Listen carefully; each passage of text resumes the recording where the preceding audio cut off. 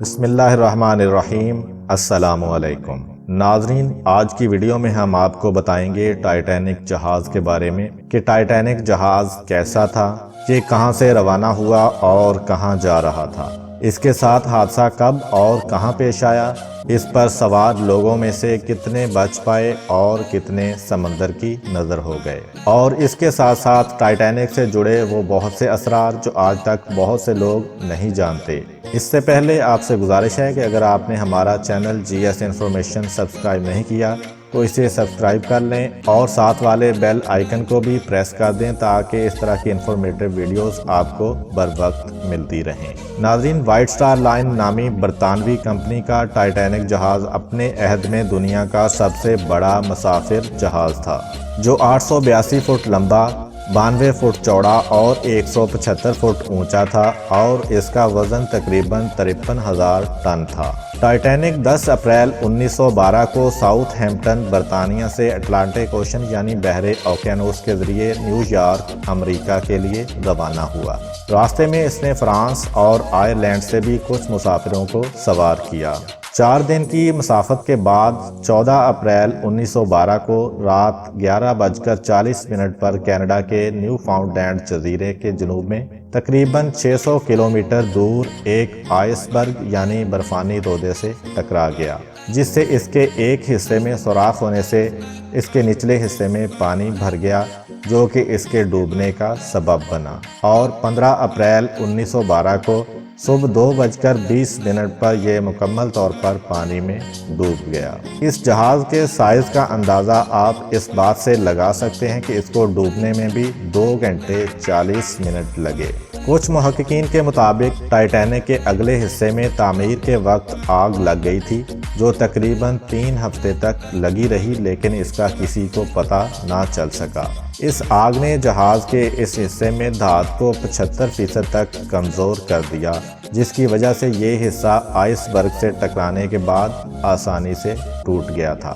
اس جہاز کو اس وقت کا پرتعیش ترین اور کبھی نہ ڈوبنے والا جہاز قرار دیا گیا تھا، مگر افسوس کہ یہ جہاز اپنے پہلے ہی سفر میں حادثے کا شکار ہو گیا، اور مسافروں اور عملے کے ارکان سمیت اس پر سوار تقریباً 2200 افراد میں سے 1500 افراد ڈوب گئے، جن میں سے صرف 340 افراد کی لاشوں کو نکالا جا سکا، اور باقی افراد کی لاشیں نہ مل سکیں، بلکہ اس جہاز کا بھی پتہ نہ چل سکا کہ وہ کہاں گیا، اور 73 سال بعد 1985 میں ایک امریکی ملٹری مشن کے دوران 12,415 فٹ گہرائی پر اس کا ملبہ 2 حصوں میں ٹوٹا ہوا پایا گیا۔ ٹائٹینک کے ڈوبنے کے 2 گھنٹے بعد RMS کارپیتھیا نامی جہاز وہاں پہنچا، جس پر بچ جانے والے تقریباً 705 افراد کو سوار کیا گیا۔ ٹائٹینک حادثے میں بچ جانے والے افراد میں سے ملوینا ڈین نامی ایک خاتون بھی تھیں، جو کہ ایک برطانوی نقشہ نگار تھیں۔ یہ سب سے آخر میں انتقال کرنے والی شخصیت تھیں، جن کا انتقال 2009 میں 97 سال کی عمر میں ہوا۔ حادثے کے وقت ان کی عمر 2 ماہ تھی۔ خاموش فلموں کی امریکی اداکارہ ڈورتھی گبسن بھی بچ جانے والے 705 افراد میں سے ایک تھیں۔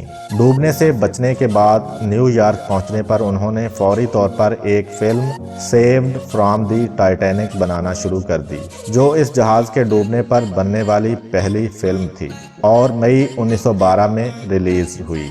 کہا جاتا ہے کہ انہوں نے اس فلم میں جو ملبوسات اور جوتے پہنے وہ وہی تھے جو جہاز ڈوبنے کے دوران ان کے جسم پر تھے۔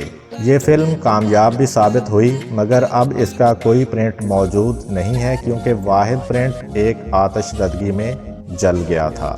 ویسے مجموعی طور پر ٹائٹینک میں 3rd کلاس کیبن کے مسافروں کے لیے جو رہائشی سہولیات تھیں وہ اس زمانے کے دیگر جہازوں کے مقابلے میں کافی بہتر تھیں، مگر پھر بھی انتہائی بری تھیں۔ 3rd کلاس کیبنز میں سفر کرنے والوں کی مجموعی تعداد 700 سے 1000 کے درمیان تھی، اور ان کے پاس نہانے کے لیے محض 2 باتھ ٹب تھے۔ ٹائٹینک کے آرکیسٹرا یعنی سازندوں میں شامل تمام افراد کو ہیرو قرار دیا گیا، کیونکہ وہ آئس برگ سے ٹکر کے بعد بھی 2 گھنٹے سے زائد وقت تک موسیقی بجاتے رہے، اور یہ سلسلہ اس وقت ختم ہوا جب وہ سب ڈوب گئے۔ اس کا مقصد مسافروں کو پرسکون رکھنے کی کوشش تھی۔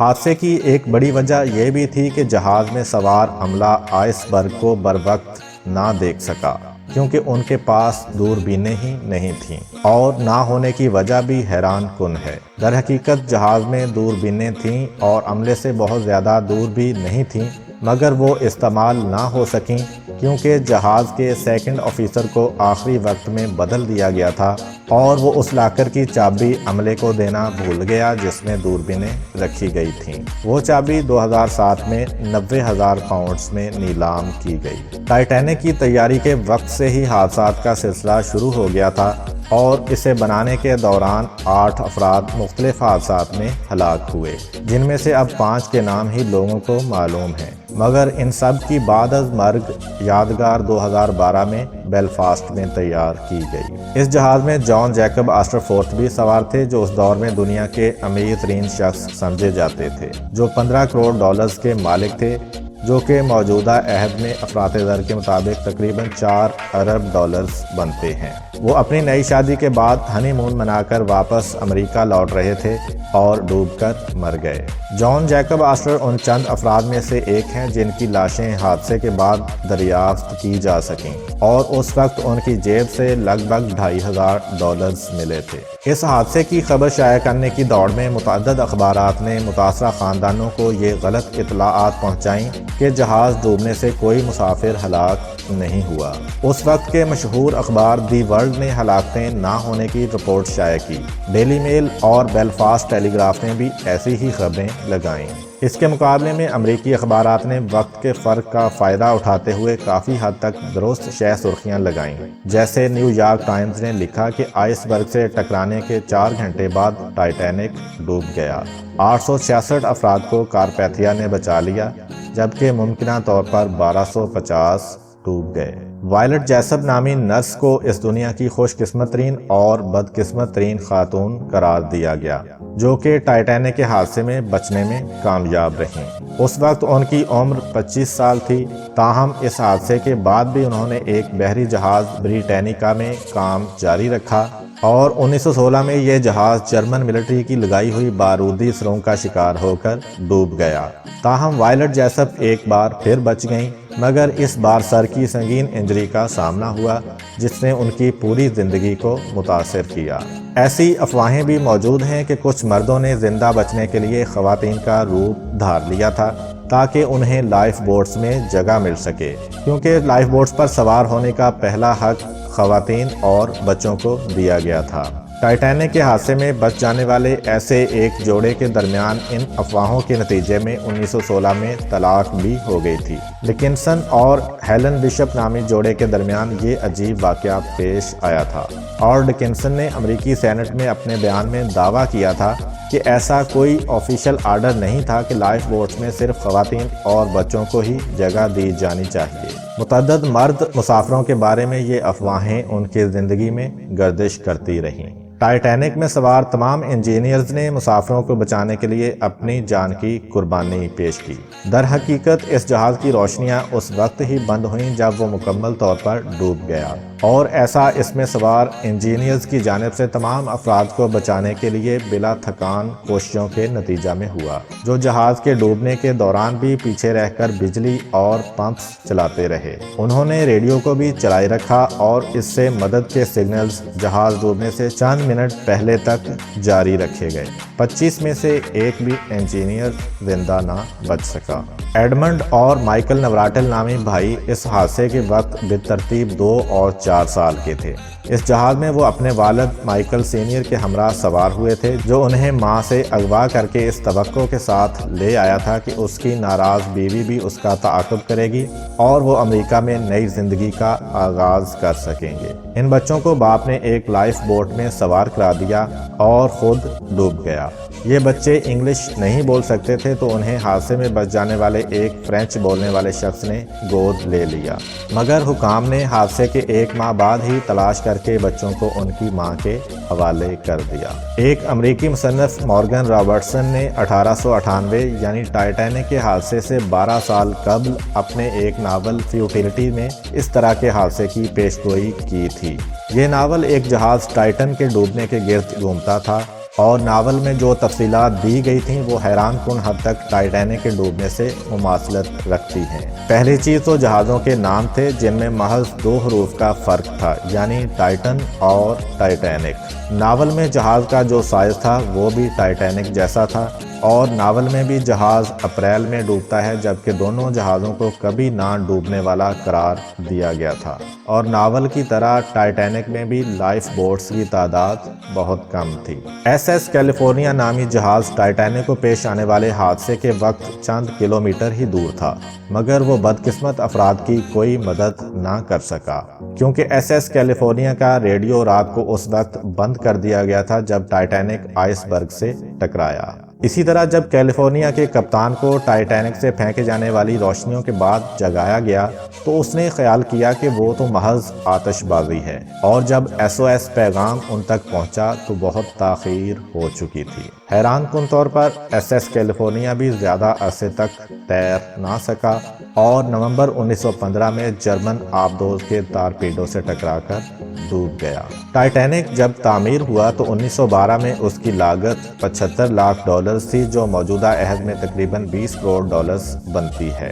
دلچسپ بات یہ ہے کہ جیمز کیمرون کی 1997 میں ریلیز ہونے والی بلاک بسٹر فلم ٹائٹینک کا بجٹ $20 کروڑ تھا، جو کہ آج کے دور میں افراط زر کے مطابق تقریباً $36 کروڑ بنتا ہے۔ کم از کم 15 عینی شاہد موجود تھے جن کا کہنا تھا کہ ڈوبنے سے قبل ٹائٹینک 2 ٹکڑوں میں تقسیم ہو گیا تھا اور پھر سمندر کی گود میں گیا، مگر انہیں نظر انداز کر دیا گیا، بلکہ سرکاری امریکی تحقیقات میں کہا گیا کہ پورا جہاز ڈوبا تھا۔ یہ تنازع 73 سال تک برقرار رہا اور پھر اس کا ملبہ ملنے کے بعد ثابت ہوا کہ یہ واقعی 2 ٹکڑوں میں تقسیم ہو گیا تھا۔ 1500 سے زائد ہلاکتوں میں سے تقریباً 300 دریافت کی جانے والی لاشوں میں سے ایک 19 ماہ کا بچہ بھی شامل تھا، جس کو اس یادگاری قبر میں دفن کیا گیا جو اس حادثے میں ہلاک ہونے والے بچوں کے لیے تیار کی گئی تھی، اور اس پر نامعلوم بچے کے نام سے کتبہ بھی لگایا گیا۔ اس بچے کی لاش کی 3 بار غلط شناخت ہوئی، مگر 2011 میں جا کر میوزیم کو عطیہ کیے گئے اس کے جوتے اور ڈی این اے ٹیسٹ سے معلوم ہوا کہ یہ ایک برطانوی بچہ سڈنی گڈون ہے۔ یہ تصویر 15 اپریل 1912 کو لی گئی تھی، یعنی ٹائٹینک کے ڈوبنے کے بعد اگلی صبح۔ ایک بحری جہاز ایس ایس پرنس ایڈلبرٹ میں سوار ایک فوٹوگرافر نے اسے کھینچا، جس کو ٹائٹینک کے ڈوبنے کا علم بھی نہیں تھا، مگر اس نے ٹکراؤ کی علامات کو دیکھا جن میں آئس برگ پر سرخ پینٹ کی موجودگی بھی شامل ہے، جس کا مطلب تھا کہ گزشتہ 12 گھنٹوں کے دوران اس سے کوئی جہاز ٹکرایا ہے۔ ناظرین، آخر میں آپ کو بتاتے ہیں ٹائٹینک پر سوار 2 مرکزی کرداروں کے بارے میں۔ ان میں ایک روز تھی جو کہ امریکی خوبصورت نوجوان دوشیزہ تھی اور اپنی والدہ اور منگیتر کے ساتھ جہاز پر سفر کر رہی تھی، اور دوسرا کردار تھا جیک ڈاوسن کا جو کہ ایک نوجوان تھا اور لاٹری میں ٹائٹینک کا ٹکٹ جیتا تھا، اور وہ بھی 3rd کلاس ٹکٹ۔ روز کا منگیتر ایک عجیب و غریب شخصیت کا مالک تھا اور اس کے رویے سے تنگ آ کر روز جہاز کے عرشے پر جاتی ہے اور خودکشی کرنے لگتی ہے، لیکن عرشے پر موجود جیک ڈاوسن اس کو ایسا کرنے سے روکتا ہے، جس کے نتیجے میں دونوں میں محبت ہو جاتی ہے۔ لیکن جلد ہی اس محبت کا ڈراپ سین ہو جاتا ہے کیونکہ جیک ڈاوسن ڈوب کر مر جاتا ہے جبکہ روز بچ جانے میں کامیاب ہو جاتی ہے۔ جیمز کیمرون کی فلم ٹائٹینک میں جیک ڈاوسن کا کردار لینارڈو ڈی کیپریو نے اور روز کا کردار کیٹ وینسلیٹ نے ادا کیا ہے۔ ان کے علاوہ جہاز پر 26 ایسے نوبیاہتا جوڑے سوار تھے جو کہ ہنی مون کی غرض سے نیو یارک جا رہے تھے۔ امید کرتا ہوں کہ آج کی ویڈیو آپ کو اچھی لگی ہوگی، اور اگر اچھی لگی ہے تو ویڈیو کو لائک کریں اور اپنے دوستوں کو شیئر کریں، اور مزید اس طرح کی ویڈیوز دیکھنے کے لیے ہمارے چینل جی ایس انفارمیشن کو سبسکرائب کر لیں۔ Thanks for watching.